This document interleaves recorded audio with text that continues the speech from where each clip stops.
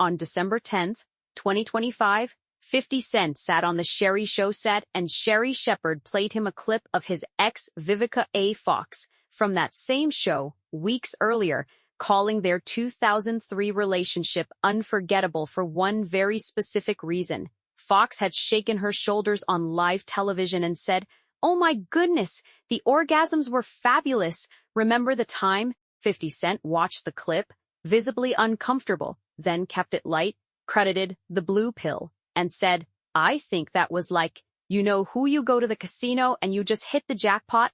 I think it was where she was at that point. And just good timing. That moment was the end of a 6-week back and forth."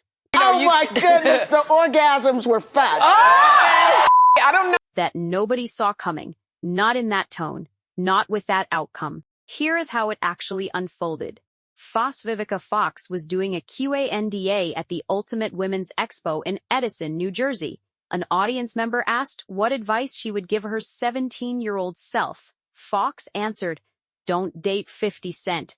Every time somebody asks me something, don't date 50 Cent. No, that was not it. Don't date no damn rappers." The crowd laughed, but she kept going. "Just so you know, it took me years to be able to laugh about it. I had to learn to laugh, not to cry no more, but I did it." An attendee posted the video. It spread immediately. Most outlets ran with the punchline and cut the follow-up.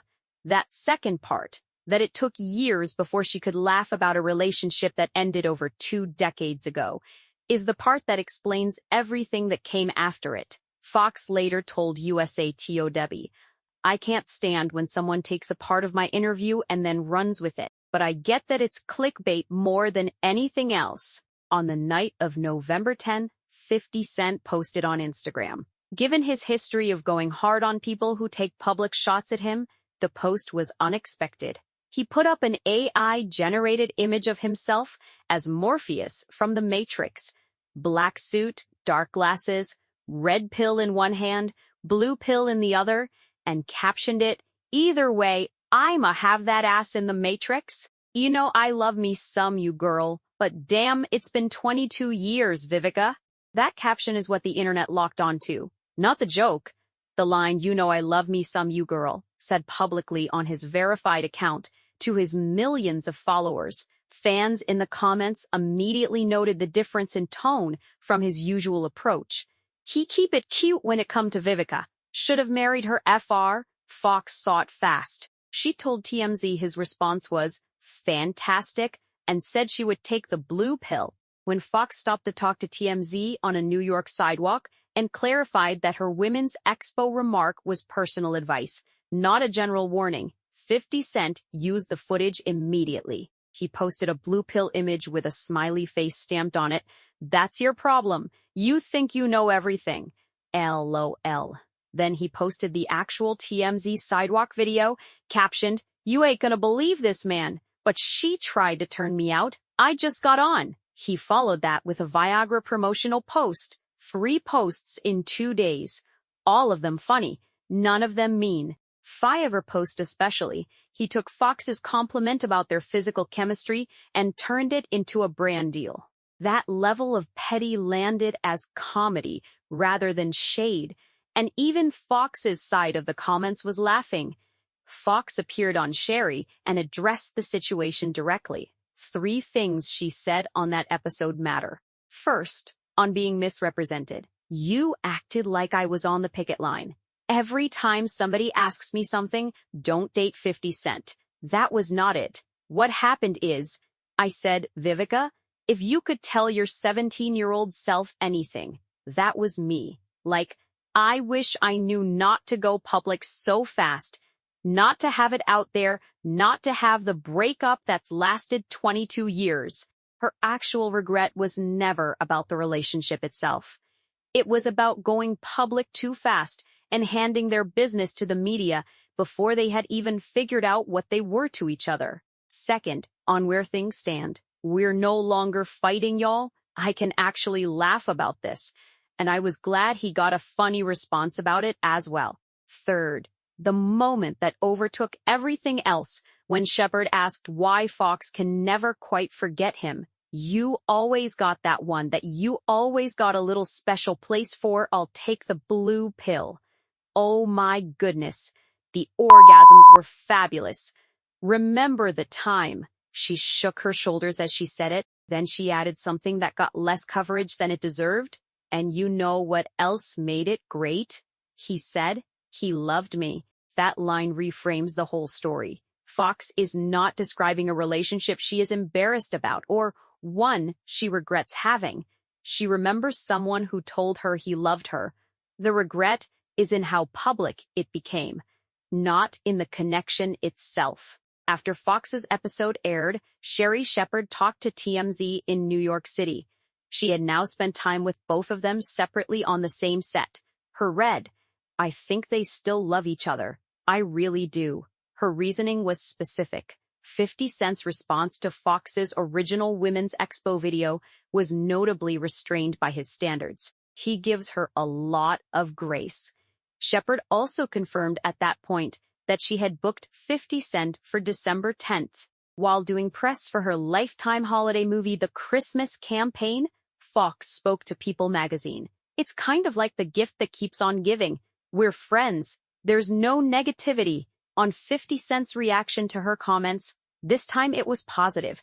Everyone got a good chuckle out of it, and it was refreshing to not fight with him. That word refreshing is doing a lot of work. It implies that fighting had been the default for long enough that the absence of it felt genuinely new. Shepherd showed 50 Cent Fox's "Orgasms Were Fabulous" clip from the November episode. He watched it. Multiple reports described him as visibly uncomfortable. He stayed in the conversation anyway. When Shepherd asked what spell he had put on Fox, he answered, "It was the blue pill." Audience laughs. When Shepherd asked whether there was still love there, he said, "Yeah, I don't hate her. It just happened 23 years ago." That is the most stripped-down version of a peace declaration possible. Not romantic, not performative. Just a man saying plainly that the hostility is gone. Then, the quote, "I think that was like, you know who you go to the casino and you just hit the jackpot. I think it was where she was at that point. And just good timing," he added. "I think where she was at that point in her life, when we interacted with each other, I was just right there, right on time." The jackpot framing is self-serving. He is the prize. She got lucky. That is vintage 50 Cent. But underneath that framing is a confirmation that the connection was real and the timing was right. A man who felt nothing about a 3-month relationship from 2003 does not build a metaphor for it on national television. He says he does not remember her and moves on. He did not do that. He also acknowledged, according to multiple reports, that he appreciates how Fox continues to speak about him after all this time. The original story ran October through December 2025. In June 2026, Hat, 97, WBLS, All Hip Hop, and several other outlets republished and re-promoted coverage of the December Sherri episode. No new development triggered it.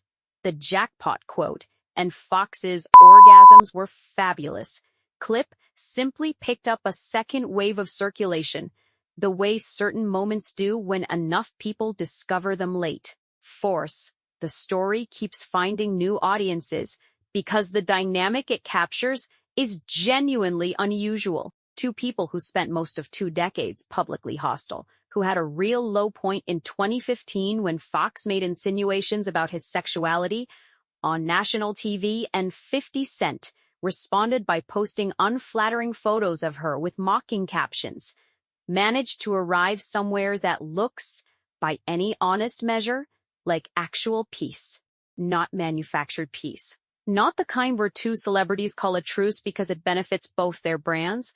The kind where both of them show up on the same show in the same month, separately, and say the same thing. No negativity, no beef, still some affection, genuinely funny now. Fox explained it herself in the November Sherri episode. The Women's Expo clip was taken out of context. But what she actually said, that she wishes she had kept the relationship private, that going public too fast is what killed it. is the through line across every interview she has given about 50 Cent for 20 years. In 2021, she told Vlad TV, "The main thing that killed the relationship is that we just went way too public, way too fast. He was the love of my life. I will admit that without any reservations." That statement had been the public record going into 2025. What changed in 2025 is that 50 Cent started saying things in the same key. "I don't hate her. I love me some you, girl." Right there, right on time. He never said those things in 2015 or 2018. He said them now, in late 2025, after Fox had spent years talking about him with affection even through the feuds. Sherry Shepherd's read, "I think they still love each other," is an opinion, not a fact, but the documented record of what both of them said across 6 weeks in late 2025 does not contradict her. What the record shows is this: a 3-month relationship from 2003 became a 22-year public conversation, went through genuine ugliness, and ended up somewhere both people seem to find more funny than painful. Fox calls it the gift that keeps on giving. 50 Cent calls it a jackpot. Neither of them is pretending it did not happen. For two people who spent the better part of 2 decades finding new ways to take shots at each other, that is not a small thing.